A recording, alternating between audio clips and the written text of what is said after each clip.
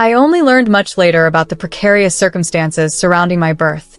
My mom once confided in me that when she discovered she was pregnant with me, there was real worry about whether they could manage the financial burden of raising a child. At that time, my dad was earning very little and they were just scraping by. However, everything changed when my grandparents learned about the pregnancy. Far from being concerned, they were ecstatic. They generously offered my parents their own house, a lovely place in a desirable neighborhood, close to an excellent school. They also pledged ongoing financial support. Born into that warm, welcoming house, my early years were filled with joy. My grandparents were a constant presence in my life, taking on daily duties like dropping me off and picking me up from school, and treating me to after-school ice cream or park visits. Those early days were some of the happiest of my life. However, a stark shift occurred one night that is etched permanently in my memory. I was supposed to be asleep, but I was jolted awake by the sound of my parents shouting. I couldn't grasp all the words, but phrases like betrayal and how could you reached my ears. The climax of the fight was marked by the slamming of the front door. Peering out my window, I saw my dad stumbling towards his car, a whiskey bottle in hand. The sound of screeching tires was the last I heard from him. The following morning, the grim news of his fatal car accident was delivered by 4 police officers at our doorstep, which left my mother devastated.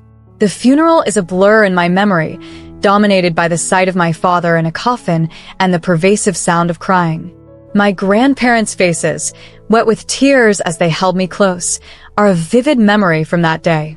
Life changed rapidly after that. My mom seemed to recover startlingly quickly, and within a few months, she had remarried and was expecting another child. She told me excitedly that I was going to have a little sister named Eliana. While she was thrilled, I felt a whirlwind of emotions. Everything was changing too quickly, and I deeply missed my dad and my grandparents. As time passed, visits from my grandparents dwindled until they stopped altogether. Confused and missing them, I asked my mom why they no longer visited. Her expression hardened as she told me they had cut ties with us because she had started a new family. But she softened as she reminded me that we still had the house and their financial help for my education, something we should be grateful for. My sister Eliana was born prematurely, and though Mom explained it as just one of those things, even as a young child, I sensed there was more to the story. Meanwhile, my new stepfather, Daniel, made no secret of his disdain for me, often glaring at me across the dinner table. Life had shifted from a tale of joy and support to one of complexity and silent battles at home, marking a profound shift from the idyllic early days with my grandparents. Growing up, my father was a difficult man with a short temper, and our interactions were often strained. At dinner, when he'd snap irritably, "I'm trying to eat in peace," my mother would hastily intervene, suggesting gently, "Eliana, sweetheart, why don't you take your meal to your room? I'll bring it to you there." Over time, these episodes increased, signaling that even the smallest things could provoke him, and sadly, I was often the target. Whenever we were alone, he'd belittle me with harsh words, his face contorted with disdain as he labeled me a freeloader and a burden. These encounters always left me silently holding back tears, feeling powerless. My father's demeanor starkly contrasted when it came to my sister. He was always cheerful and doting towards her.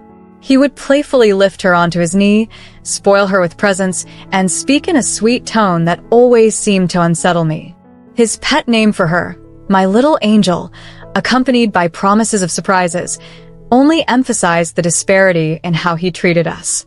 In her desperation to keep the peace and placate him, my mother found ways to keep me out of sight. She would usher me to my room, locking the door behind her whenever he arrived home. Isolated, I listened to the distant sounds of laughter and chatter, feeling excluded from what should have been my family circle. I couldn't comprehend why I was relegated to eating alone, or why I felt like an outsider in my own home. As I grew older, the isolation only deepened. I was excluded from family vacations and gatherings at relatives' homes. Even when guests visited, I was instructed to remain in my room, silent and out of sight to avoid any disruption. My mother, her eyes filled with a pleading look, would remind me, "We don't want to upset him. You know how he gets. And I did know all too well the angry outbursts and the turmoil that followed his temper. With each passing year, I retreated further into myself, becoming shy and withdrawn. School became a quiet sanctuary where I barely interacted with others. However, in the solitude of my room, my imagination became my refuge. I crafted elaborate stories and grand adventures where I was the hero, cherished and celebrated. On my 18th birthday, an unexpected opportunity changed my life. Having honed my skills on the internet, I discovered an online editorial director seeking new voices in children's and young adult literature. On a whim, I submitted some of my stories and, to my astonishment, they were a hit. Suddenly, I was collaborating on projects, writing stories, and even helping develop educational apps for young people. For the first time, I felt a sense of pride and accomplishment. My work was not only recognized, but loved. I was making my own money and saving every penny. Through my writing, I found a sense of belonging and purpose, a stark contrast to the invisibility I felt at home. My stories, once a private escape, had opened the door to a new, empowering chapter of my life. Watching my bank account grow was thrilling in a way I had never experienced. One day, feeling particularly courageous after a large deposit, I decided to share the news of my financial success with my mother. We were alone in the kitchen. My stepfather Daniel was away on a flatbed driver job, and my sister was out visiting a friend. "Mom," I began, my voice trembling slightly, "I have something to tell you. I've been working with a publishing house writing stories, and I'm actually making quite good money now." Mom's eyes lit up. "Really? Oh, Eliana, that's wonderful. I always knew you were a smart girl," she said. Her rare praise warmed my heart, but then her face took on a calculating look. She leaned in closer, her tone shifting. "This is actually perfect timing. We've been facing some financial troubles lately." My heart sank as she continued. "This house is so big, and upkeep isn't cheap. Plus, raising you hasn't been cheap either. We've been exhausted trying to provide for you all these years." I felt as if I'd been punched. I had always felt more like an outsider than a family member. How could I have been such a burden? "Remember that college fund we set up for you?" she continued, avoiding my gaze. "Well, we had to dip into that for the house. But now that you're earning, you can support yourself, right?" I nodded, too shocked to speak. "That's my girl," she said, patting my hand. "Oh, and one more thing. Daniel and I think it's time for you to move out after you graduate. We're turning your room into a space for your sister. She needs more room." I stared at her in disbelief. "Move out? But where will I go?" Mom shrugged dismissively and turned away. "You're a smart girl, Eliana. You'll figure it out. You've got some savings now, right?" See? As she left the kitchen, the magnitude of her words crashed over me. I was being ousted from my home. The funds I thought would pay for college were gone, and it seemed my own mother was indifferent to my fate.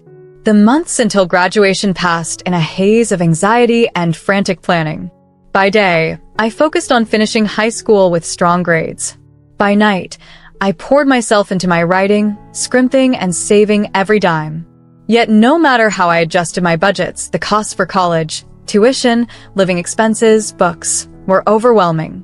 I attempted once more to discuss college with my mother, hoping for some understanding. "Mom, I've been looking at college costs, and She cut me off. "Eliana, we've already discussed this. You're on your own now. You'll figure it out." Graduation day came and went without the sense of pride I should have felt. The following morning, my mother appeared at my door with a couple of cardboard boxes, her tone eerily cheerful. "Time to pack up, Eliana," she announced. "Your sister needs the space." As I packed, the realization that I was truly on my own sank in.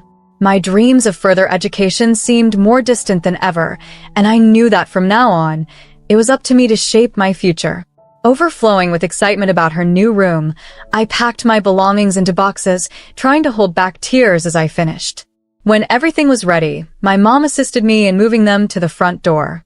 Standing on the porch, surrounded by my few possessions, my mom gave me a brief, awkward hug. "Good luck out there," she said before the door shut behind her. I lingered for a moment, stunned, then took a deep breath, picked up my boxes, and walked away from the only home I'd ever known. With my limited funds, I managed to secure a small studio apartment in a less desirable part of town. The frequent sirens were disruptive at night, but the space was mine. Deciding to delay college for a year due to financial constraints, I focused on finding work. I reached out to my contacts at a publishing house, pleading for any available work. To my relief, they were eager to offer me more opportunities. "We've been impressed with your work, Eliana," my freelance editor said. "How would you feel about writing some children's books for us?" I embraced the chance eagerly.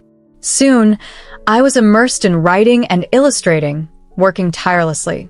The job was challenging but fulfilling, and for the first time, I felt a sense of purpose. Living alone was tough, but I adapted, learning to manage my finances, cook simple meals, and navigate public transport. I also made some friends in my building, other young people striving for independence. However, despite my efforts, saving for college seemed like a far-off goal, with every small financial gain offset by unexpected expenses like apartment repairs, tech malfunctions, or health issues. A year after leaving, I received an unexpected call from a number I thought I'd never see again, my mother's. Her voice was unusually cheerful. "Eliana, sweetie, how are you? I've missed you so much. Why don't you come visit us this weekend?" Skeptical but curious, I agreed to the visit, packing with a mix of hope and apprehension. Upon arrival, my mom's exaggerated affection felt forced, as if she were a poor actress in a play. "Oh, Eliana," she exclaimed, "you must be exhausted from your journey. Why don't you sleep in your sister's room tonight? She can stay in the guest room." My sister, now a teenager, rolled her eyes but didn't object. The next morning, the sound of familiar voices drew me downstairs to the kitchen, where I froze in the doorway. There at the table sat my grandparents, whom I hadn't seen in years. "Eliana, oh look how you've grown," my grandmother exclaimed with joy. As they shared their plans to move to a nursing home, my grandfather's voice trembled with emotion. They wanted to connect and share some time with us before they left, a sentiment that made the room feel warmer, bridging the distance the years had imposed. "You're really thriving, aren't you?" Grandma interjected, her voice eager. "Do tell us all about your university. What's your major, dear?" I hesitated, unsure of how to respond, when my mother quickly filled the silence. "Eliana is excelling at school. She's at the top of her class, as always," she announced with a smile. I was taken aback by how naturally the falsehoods rolled off her tongue. My grandparents beamed with pride, though their curious gazes suggested they had more questions. "That's fantastic," Grandma exclaimed. "Could we perhaps speak with Eliana alone for a while? We'd love to catch up." A flicker of panic crossed my mother's face. "Oh, I don't think that's necessary. Eliana's quite busy, aren't you, dear? In fact, we should probably start wrapping this visit up," she added hastily, diverting the conversation to other matters and hardly giving me a chance to speak. As the visit concluded, Grandma discreetly squeezed my arm and slipped me a business card. Once they were gone, my mother's demeanor shifted instantly, her warm smile replaced by a stark, indifferent look that I knew all too well. "Well, that's over," she remarked as she began to clear the table briskly. "You should probably head home now, Eliana. I'm sure you have things to do." Standing in the doorway, the business card felt like it was burning a hole in my pocket as my mother ushered me out. The warmth and affection from moments before were replaced by the familiar chill of detachment. Back in my modest apartment, I finally pulled out the business card with trembling fingers and dialed the number, my heart thumping. "Hello," came my grandmother's warm, familiar voice. "Grandma, it's Eliana," I whispered, barely holding back my emotions. We talked for a long time, her voice a comforting blend of joy and concern. Before long, we had arranged for her and Grandpa to visit me at my place the next day. Excited yet anxious, I gave them my address and then threw myself into preparing my apartment. I cleaned every nook and cranny, organized my few possessions, and even found a vase for some fresh flowers I picked up from the local store. Sleep eluded me that night as I busied myself in the small kitchen, preparing lunch for the following day and baking Grandma's favorite snickerdoodle cookies from a recipe I found online. Morning arrived too quickly. I was just pulling the last batch of cookies from the oven when I heard a knock. Taking a deep breath, I smoothed down my shirt and opened the door. There stood Grandma and Grandpa, a mix of emotions crossing their faces. After a moment of silent reunion, Grandma stepped forward and hugged me tightly. "Oh, Eliana," she whispered emotionally. "Look at you, all grown up." As I welcomed them into my small apartment, their eyes widened slightly as they took in the modest space, but their smiles told me they were just happy to be here, with me. Grandpa spoke slowly, his face filled with confusion. "Eliana, why are you here? Your mother told us you were still living in the old house." Before I could clarify, they began to unravel a story that would completely alter my understanding of my past. "We've always wanted to be a part of your life," Grandma said, tears welling up in her eyes. "But your mother, she kept us apart." They revealed the tragic evening my father died, exposing secrets that shook me. My mother had been unfaithful and was already expecting my sister when my father discovered the betrayal. Heartbroken, he had decided on a divorce, but then, a fatal accident claimed his life. As I absorbed their words, they explained that the home I had grown up in, where Mom and her new partner, Daniel, still resided, legally belonged to me, bequeathed in my father's will. "We've sent money for your upbringing every month," Grandma disclosed as she took my hand. "When you graduated, we even increased the amount, thinking you needed it for college." The revelation spun around me. All my struggles to make ends meet, yet there had been funds and a property in my name all along. "We just wanted to ensure you were comfortable and everything at the house was fine," Grandpa added, explaining their unexpected visit the day before. Overwhelmed, I confronted a flurry of emotions, anger, betrayal, and sorrow for the lost joys of my childhood. "I don't understand," I faltered. "All this time, there was money, a house in my name." Grandma tightened her grip on my hand. "Tell us everything, Eliana. We need to know what really happened." So, I poured out my story. I spoke of a lonely childhood, confined and hidden away, and of Daniel's hostility that made me feel like an unwelcome burden. I revealed how the funds meant for my education had been seized, how I was expelled from the home with little more than a few boxes of personal items. "I've been scraping by," I confessed, my voice cracking, writing children's books from this tiny apartment, saving pennies for college. As my tale unfolded, shock turned to fury on my grandparents' faces.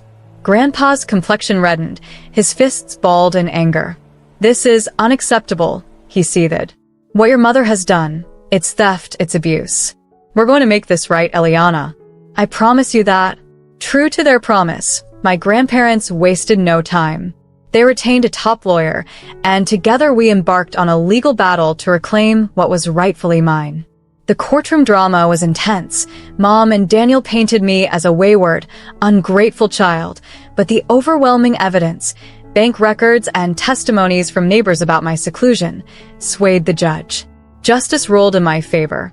Mom and Daniel were evicted from my property, and the court ordered that the misappropriated maintenance funds be repaid to me in full. Leaving the courthouse, I felt a bittersweet mix of vindication and sorrow. Yes, I had won, but at the cost of severing ties with the only family I had known, as dysfunctional as it had been. Yet a new chapter was beginning. Grandma and Grandpa were committed to rectifying the years we lost. They helped me move into my rightful home and supported me as I selected a college nearby the nursing home where they planned to move. Being close to them felt right after everything that had transpired.